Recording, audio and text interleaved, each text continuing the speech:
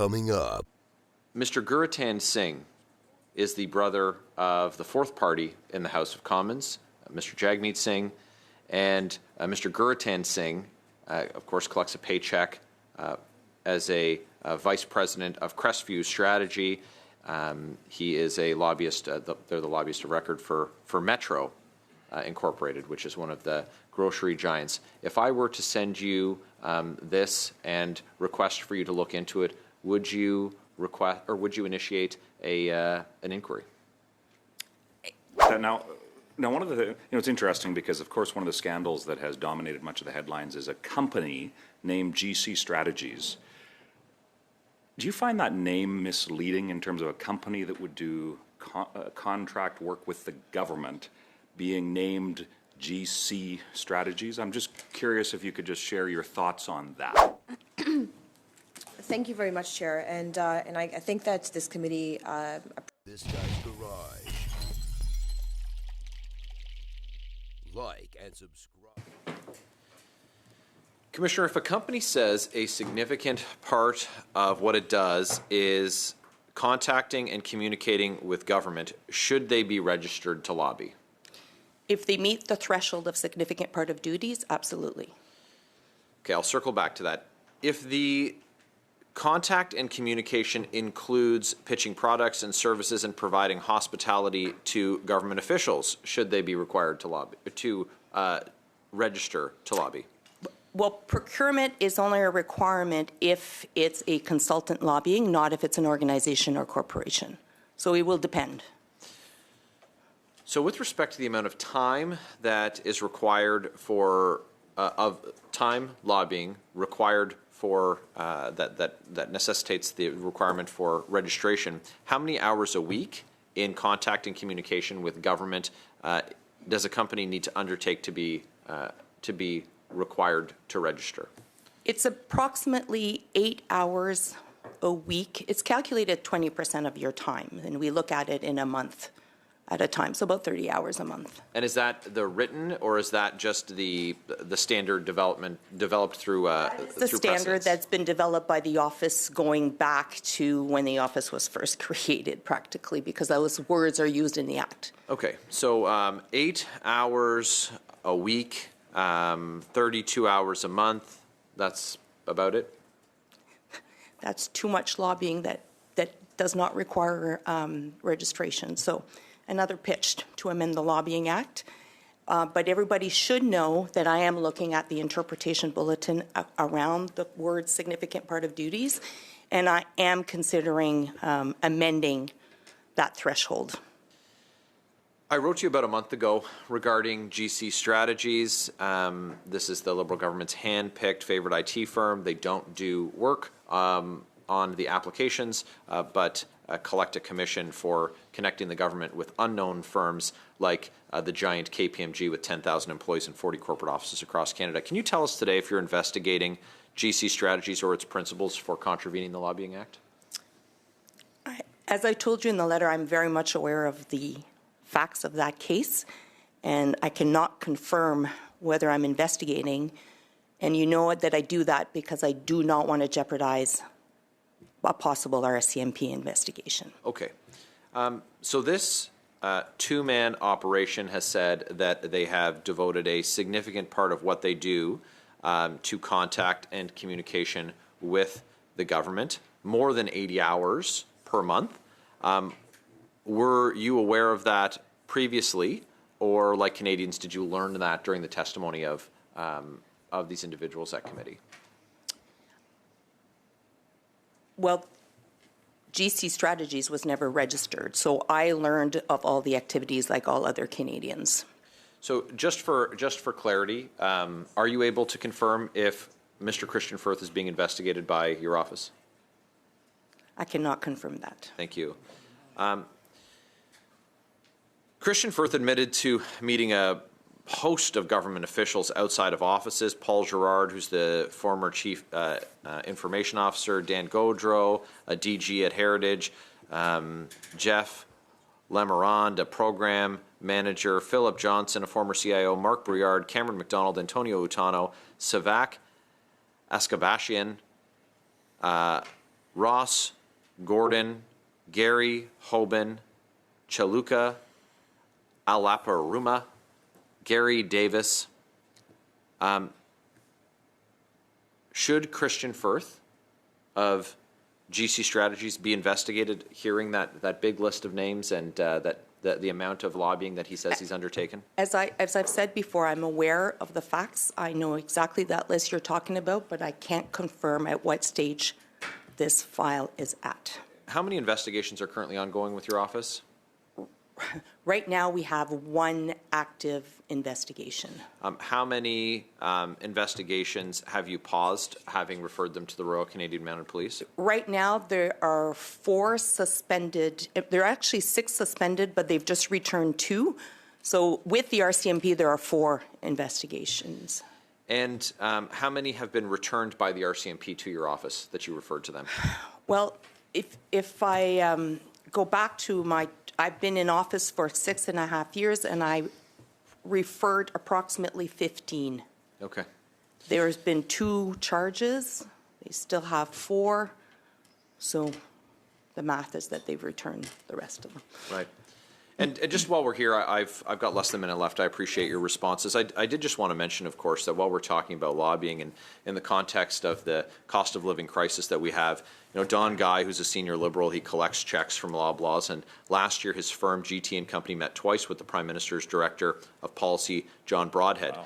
Don Guy's daughter used to work in the Prime Minister's office for Prime Minister Justin Trudeau. Their chief pollster, Dan Arnold, is paid by a Loblaws lobbyist. Taika Bakht is an in-house lobbyist for Loblaws, used to be the PM's regional advisor. Last year, she was able to get a meeting with Mr. Broadhead, her former colleague and the PM's director of policy.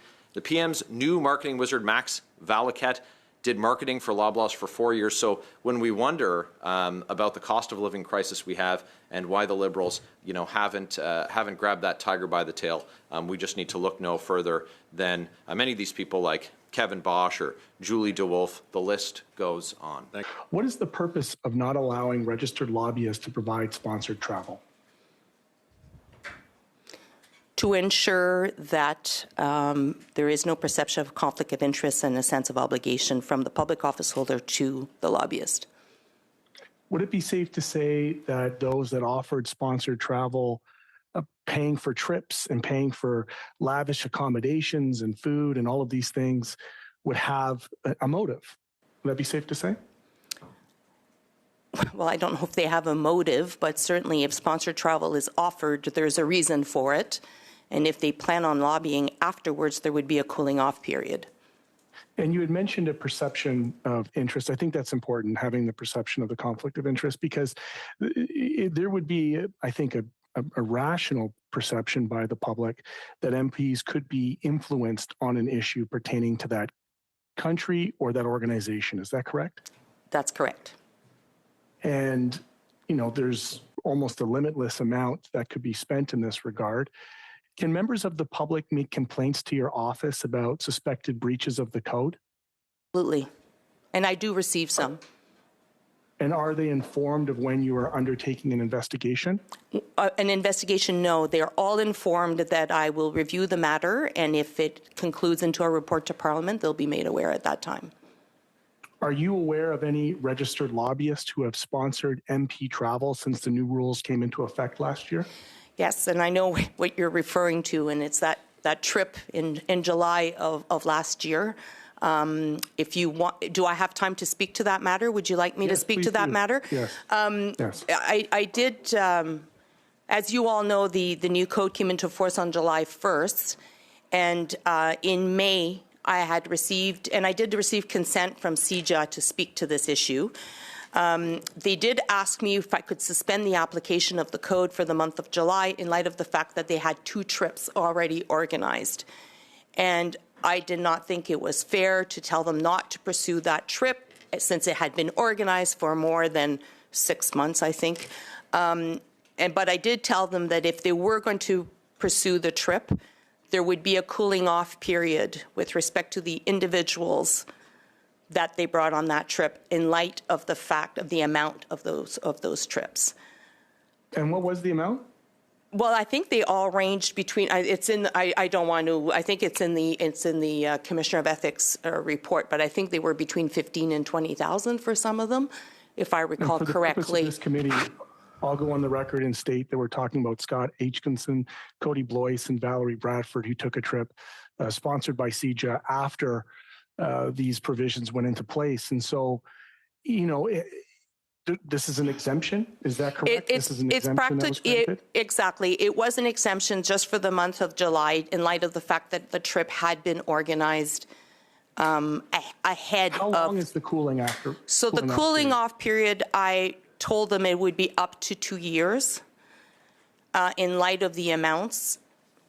And in fact, was this in legislation and law, or is this just a policy that you provided in response to this particular case? So it would be, this is a code of conduct, so it's not law. And I did inform them in writing that there should be a 2-year cooling off period. That cooling off period. Or must? Must. That it would be 2 years for the individuals that would have been. You are correct that there was a monthly communication report last February for a meeting that would have occurred in January with one of the members of Parliament that had accepted a trip. CJA advised me in February that they realized that this individual had been invited to a presentation by CJA by mistake. So they were forthright in letting me know that they had made a mistake and that they would not do that again, and it was an oversight that the MP had been invited, and I accepted that explanation. They made a mistake? Yes. Well, it was inadvertently that all members of Parliament that had been part of a mission had been invited, and therefore this particular member did come to the meeting, and he should not have been there. And would the member have been informed of his obligations? We're talking about Scott Aitchison, I presume. Yes, yes. Would he not have been informed of his obligations on taking a trip, $10,000 to $15,000, and then being lobbied after by this organization? Well, Is he aware?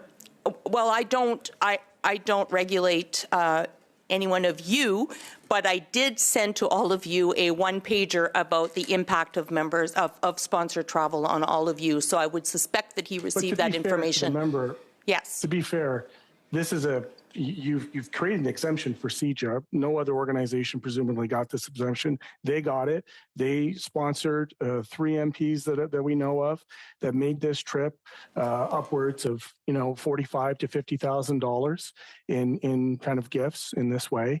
And then there were parameters put on it. So was he in that exemption provided with guidelines on the 2-year cooling off period, or is he in breach of the code?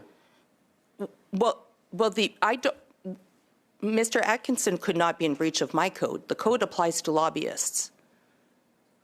So would it not be an ethical breach for him to follow up with lobbyists that he received a trip on? Well, that you would have to ask Mr. Finkenstein. I don't know. Okay, Ms. Belanger, you made reference at the top in your opening statement about reviewing the Act itself, and it hasn't been done since 2012. Just for the benefit of members, there's 2 ways that we can do that. And in 2012, it was an order of reference from the House of Commons for the Act to be looked at. That was the last time it was done. Or it can be done through committee, through a motion of committee to study the Act if we wanted to. So that's something to consider perhaps going forward, because in several appearances that Ms. Belanger has had before the committee, she's made reference to the need to look into the Act subsequent to the 2012 review. So, Mr. Barrett, with that, I'm going to go to you for 5 minutes. Okay, go ahead. Commissioner, I want to circle back to some of the names and associations that I listed at the end of my first round. So, Brian Topp, who's associated with the NDP, Don Guy, who's a Liberal. These individuals both collect checks from Loblaws. Last year, their firm, GT and Company, met twice with the Prime Minister's Director of Policy, John Broadhead. And I outlined before an additional connection between Mr. Guy and the Prime Minister's office. If I were to send a request for you to review this matter, would you undertake a preliminary review? Absolutely. I review everything. Mr. Gurratan Singh is the brother of the 4th party in the House of Commons, Mr. Jagmeet Singh, and Mr. Gurratan Singh, of course, collects a paycheck as a vice president of Crestview Strategy. He is a lobbyist. They're the lobbyist of record for Metro Incorporated, which is one of the grocery giants. If I were to send you this and request for you to look into it, would you request or would you initiate an inquiry? Every allegation that I receive, I look at. Okay, so Yes. go ahead. No, I'm aware of most of the facts that you are referring to today, and I always look at things. I also work with lobbyists to ensure that they understand the code's obligations. Have you had to proactively communicate with Mr. Top with his NDP ties, or Mr. Don Guy, or Mr. Gurratan Singh? I won't confirm any of that. Okay. Those are conversations that I have with any individuals. If I believe that I need to be proactive and ensuring compliance, I will do that. But very often I open a preliminary assessment and I go from there. Okay. All right. Well, thanks very much, and correspondence to follow. I'm going to turn my time over to Mr. Kirk, Mr. Chair. Go ahead, Mr. Kirk. You have 250. Thank you very much, Chair, and thanks to my colleague. Commissioner, thank you again for coming before us, and I would like to, with the changes that were made in the lobbying code of conduct, just curious as to if you can quantify maybe for us, was there significant outreach that was done by members who and I'm not just speaking of MPs, but those who are affected, I guess would be a better way to put it, to ensure that people would be compliant? Mm-hmm. Yes, well, the numbers just skyrocketed as to the number of individuals who communicated with our office to ensure that the code was understood. Incredibly, a lot of calls from members of Parliament with respect to sponsored travel, which led me to do that one pager that I sent to everybody to make sure that you all understood where I was coming from in respect to regulating lobbyists. We do a lot of presentations to organizations, corporations, firms who want to understand the rules, in particular with respect to hospitality and gifts, which I've really came down on with a number, and therefore people need to want to understand what that really means. Yeah, so help me understand a little bit about what that communication from your office looks like. So are those emails, or those phone calls, or is that outreach? Is it you being asked to come and give a presentation to a group of people, a lobbying firm? What does that look like? All of the above. So when someone registered to lobby, we automatically offer an outreach session. So very often they take us up on it, and they'll be one-on-one with our advisors. Then we will send emails to groups, organizations that we are seeing may not be registered, and we say, hey, do you understand the rules, just in case you meet the threshold, for example. I never say no to a presentation. So we've done 123, and think about the number of people we have. So we do a lot of outreach. So it can be upon request. We offer. I appreciate that. Now one of the it's interesting because of course one of the scandals that has dominated much of the headlines is a company named GC Strategies. Do you find that name misleading in terms of a company that would do contract work with the government being named GC Strategies? I'm just curious if you could just share your thoughts on that. I never really put much thought to the name of a company. I look at their actions and then I decide whether or not it fits my Thank you. Thank you, Mr. Kirk. Thank you. What would be the penalty for a registered lobbyist who provided sponsored travel to an MP? It would likely be just simply a breach of the code and a report to Parliament. So it's reputational, really. So no real teeth, you have no ability as it stands now for any type of, it's a slap on the wrist publicly. You'd mentioned it's a regulation, it's not a law, so there's no criminality involved. Would providing teeth to the legislation, like make it law, make it criminal, would that help you in any way? certainly give me teeth, yes. Make it criminal, not necessarily. I think there needs to be a level of discretion. Not even currently, I have to suspend anything I look into that's missing a monthly communication report or one communication that should have been registered that the person is unaware of, and I need to send that to the RCMP. We need a spectrum of sanctions, and that's what I'd like to discuss this with this committee.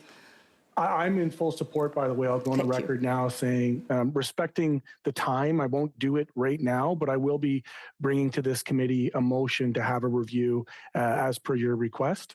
And you may know that I've put forward a motion from this committee. The committee unanimously adopted this to move the question of sponsored travel to PROC. The idea being that the central budget provide 2 international trips by the government, no external influences at all, at the discretion and full reporting and accountability mechanisms of the House of Commons. Would that help you in streamlining your work so that you don't have to chase kind of all of the paperwork and all the parameters of this, what I would say, you know, I don't want to call performative, but it's not, it doesn't have any real teeth at the end of the I fully support the motion that was adopted by this committee. In my view, I've been in this world of ethics for over 15 years, and I think it would go a long way to help with the integrity and the faith and the confidence in decision making when you remove the possibilities of undue influence, really. That's outstanding. I think that's all I need. I thank you for your time here. Thank you. And I thank you for your candor as well. Thank you. Thank you, Mr. Green. Thank you very much, Chair. And I think that this committee appreciates how long it took for us to finally get a report going.